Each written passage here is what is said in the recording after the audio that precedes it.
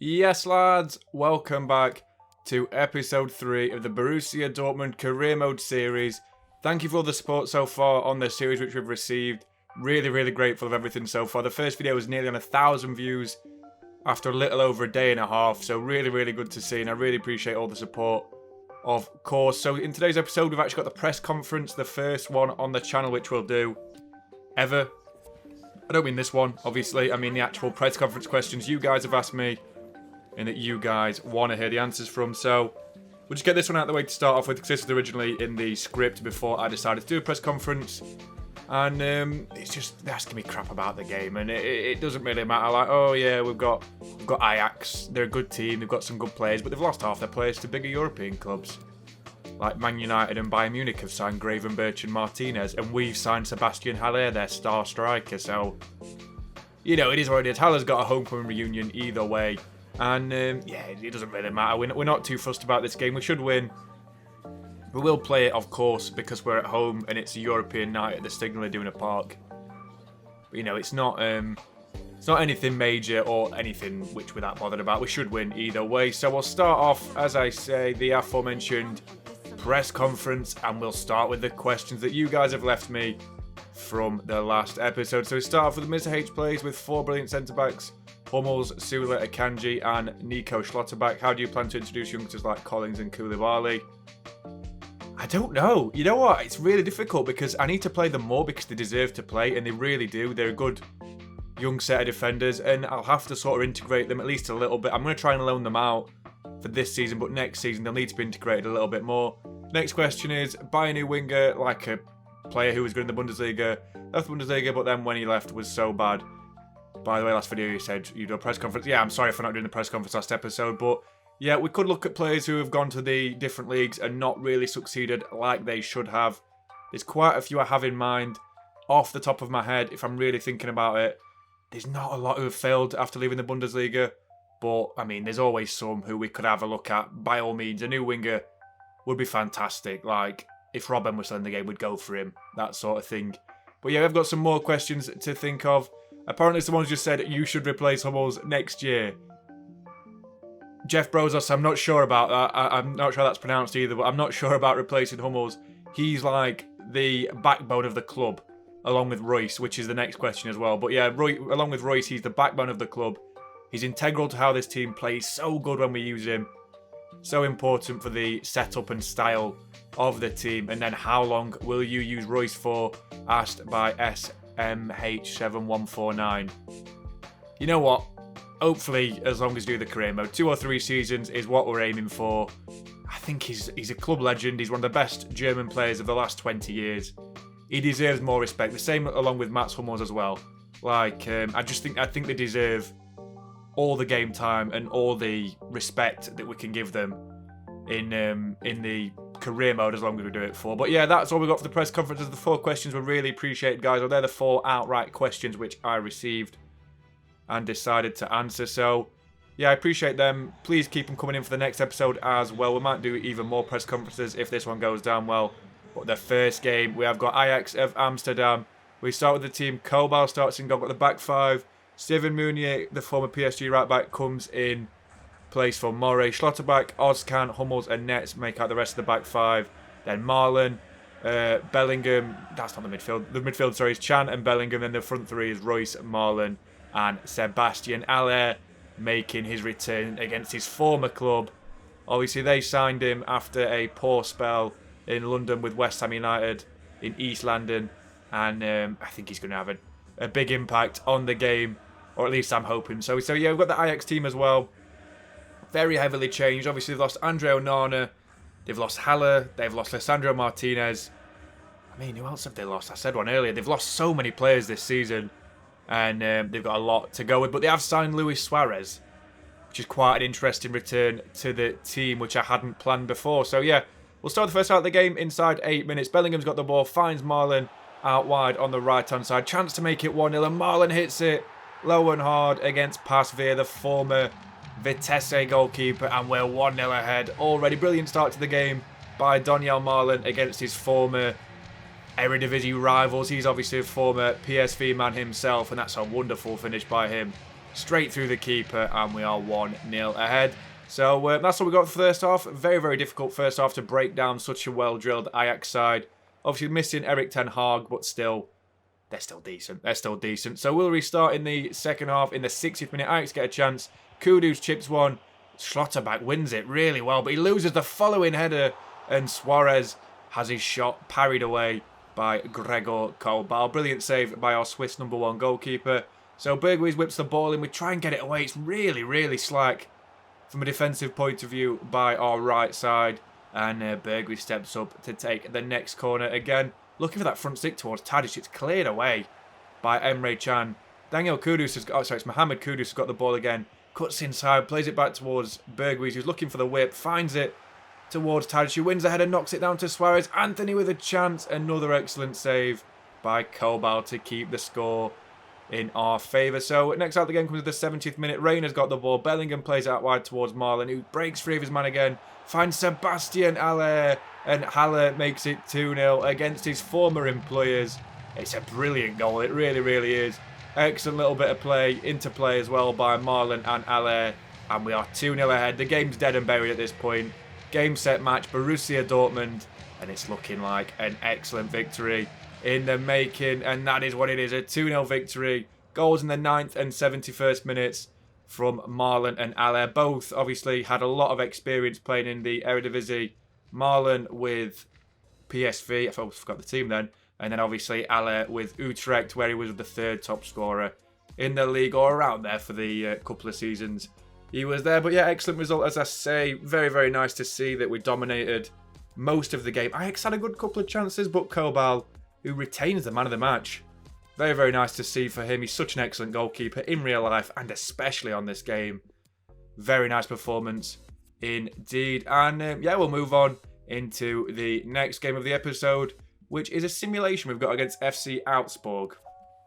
I know you guys might be thinking, it's a little bit boring simming games, but, you know, you understand where I'm coming from when I say, you guys do not want to see me do. Surely not. You don't want to see me play all 55 games in a season in the nicest way possible. I can't see you wanting to do that. But yeah, we have got a few new youth scout setups we've been sent in through the youth academy. We've got a few reports to look through. A few decent players actually as well. There's a few players who are like 65 rated, which is good for our objective of 20 games with a youth academy player in the first season. So originally, the first few reports weren't amazing. They didn't set the world on fire. But in this German one, we got some absolute ballers, like absolute future gems. There was a few good players in it. And the main one was Valentin Sommer. 77 rating is his cap at the age of 16. That's ridiculous. It really, really is. It's very nice to see that we're getting some good players for this little setup we've got. But yeah, we are going to start with the first game of the first simulated game, I should say, of the episode. We have, of course, got FC Augsburg. Very good team in real life. I say very good. They're like a mid-table side. Always difficult to break down. Marvin hits his former side as well. So yeah, it's going to be a difficult game. It always is against teams like this. They always park the bus against us, the second biggest team in the league. And hopefully we can get the dub. So simulate the game. Can we get another win? We get a 3-1 victory. Very, very nice to see. Marco Reus opened the scoring. Morey, the right wing back, scored the next one. Then Labber scored in the 72nd. The player used to play for Al Ain, I think, in the Saudi Super League. And then Schlotterbeck sealed the game with a final goal in the final 8 minutes of the game. So the man of the match also went to Rafael Guerreiro with an 8.7.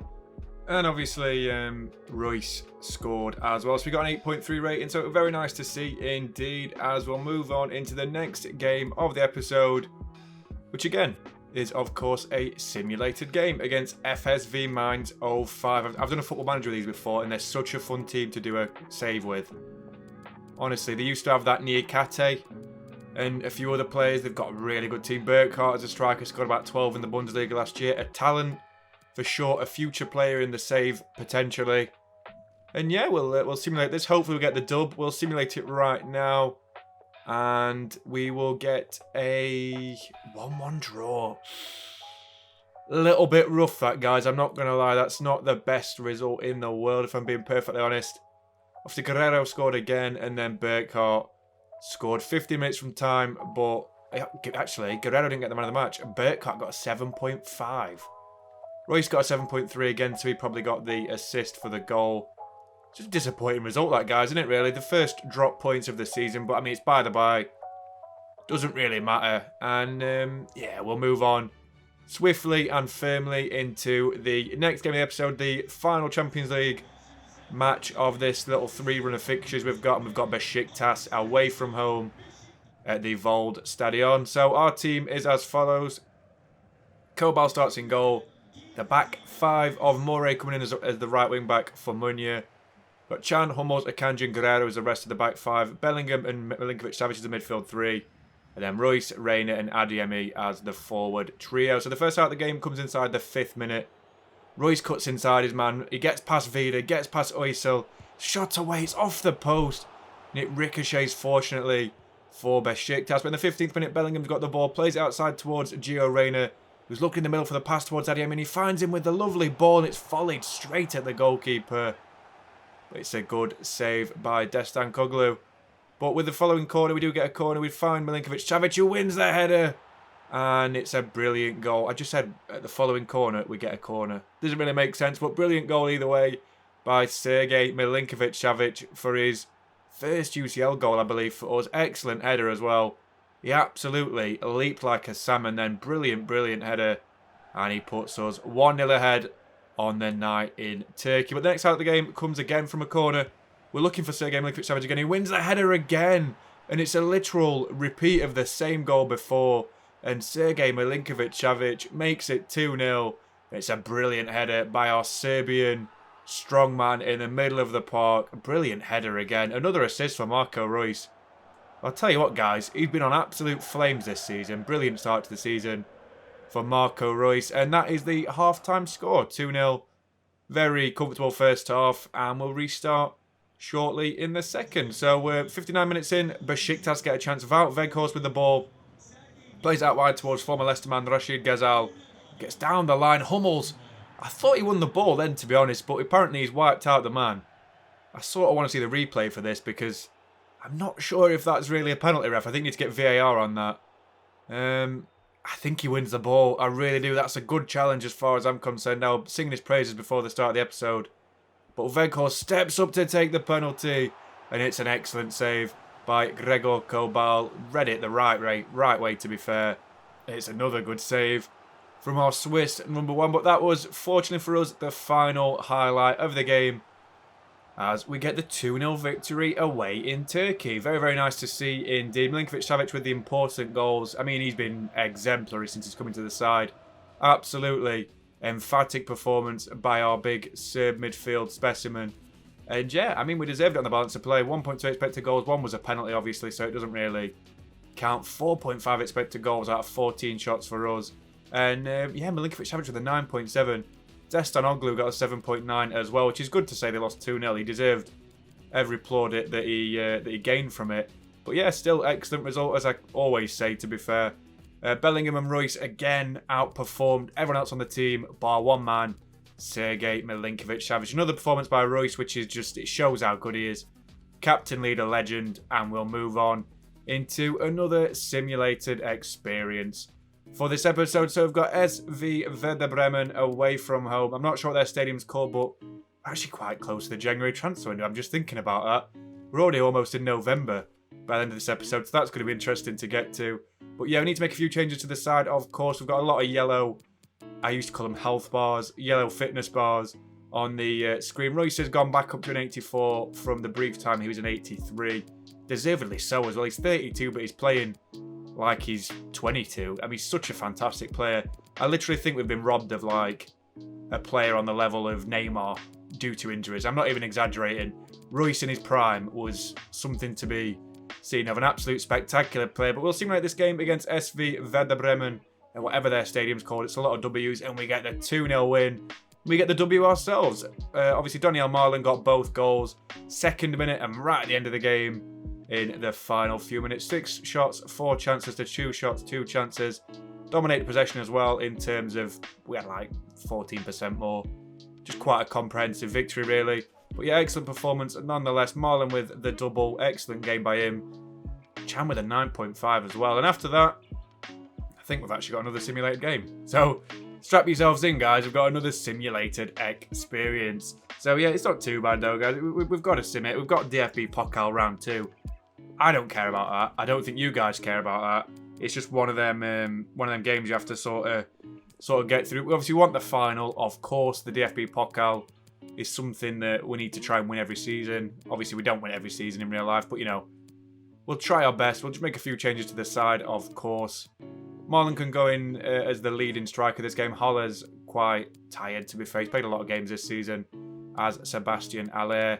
And yeah, I think it makes sense putting Ozcan as the holding midfielder again in that little gap between Sula and Emre Can. So yeah, strong team, as you'd expect. Meunier comes out for Moret as well. And yeah, we'll get a simulation on this game. Hopefully we get the dub again away from home.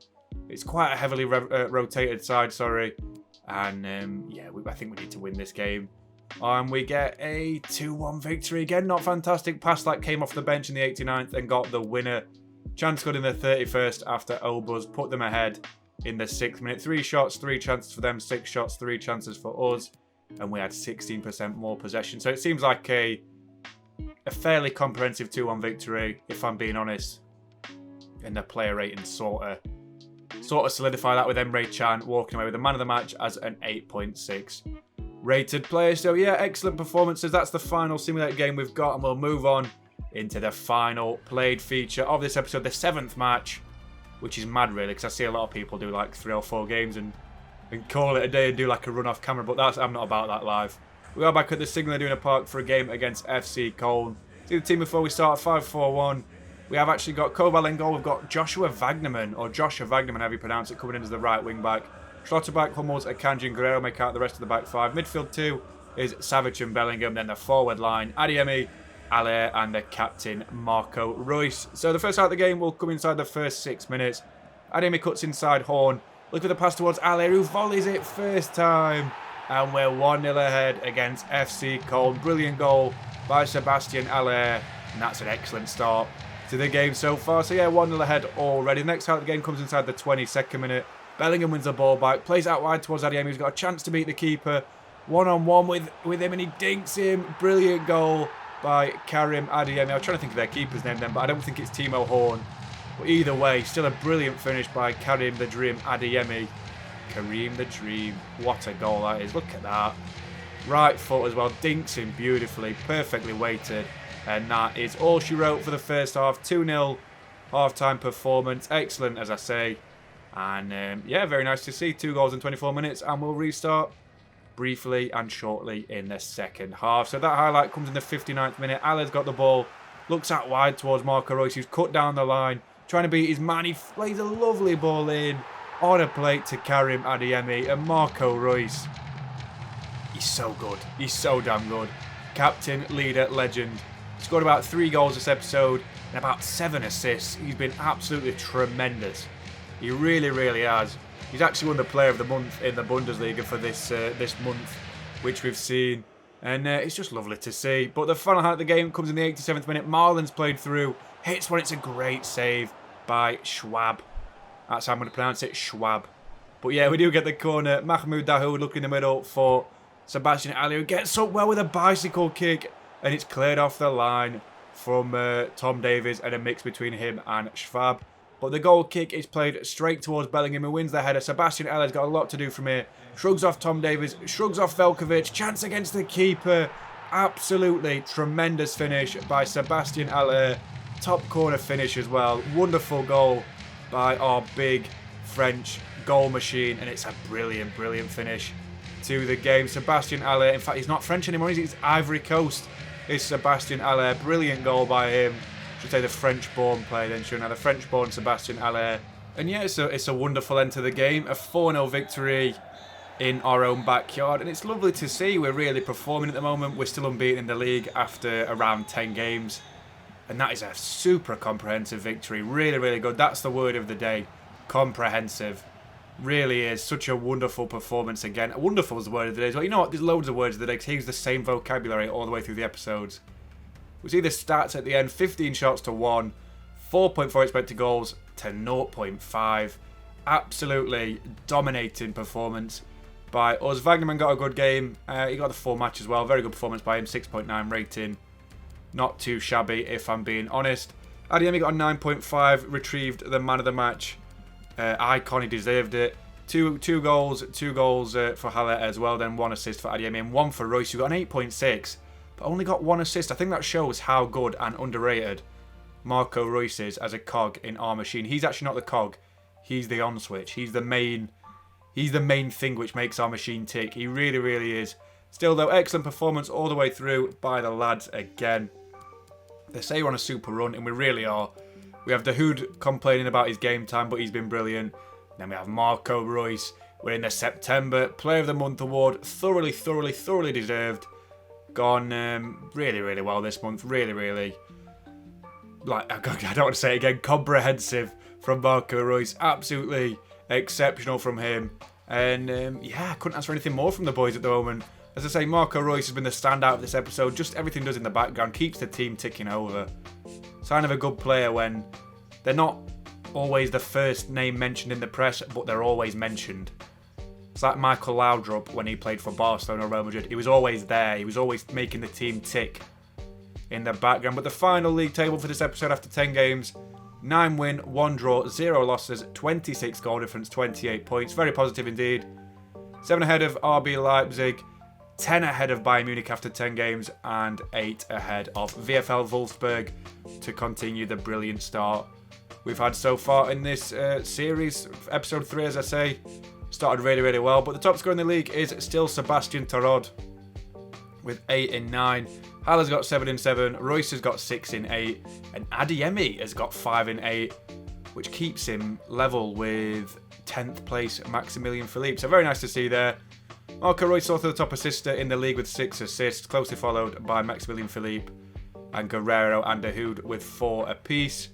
That's nice to see. And then the top clean sheets in the league is a joint effort between Peter Galacci, the former Hull City and Liverpool goalkeeper, and Gregor Kobal, both with 4 apiece after 10 games, closely followed by Jan Sommer and Casteels with 3. So yeah, excellent performance all the way through this episode, guys. But yeah, we'll have a look into the next one, which we've got planned for either tomorrow or the next day. Look how many wins we've got in that. So ridiculous. But yeah, we'll start with the home game against Besiktas. An away game then follows against second place RB Leipzig. A home game against VfB Stuttgart will then follow, with home games against Sporting Lisbon, Borussia Mönchengladbach in the Cup, and away game against VfL Wolfsburg. And we'll finish that episode off with a home game against FC Bayern Munich. And then after that episode 5 looks like it'll be the transfer window. How bizarre. This series has gone so quick. But yeah, guys, that's all we've got for the Borussia Dortmund Career Mode episode 3. Reus is the captain, leader, and legend of this club. And stay safe, guys. I'll catch you in the next episode very, very soon. See you soon.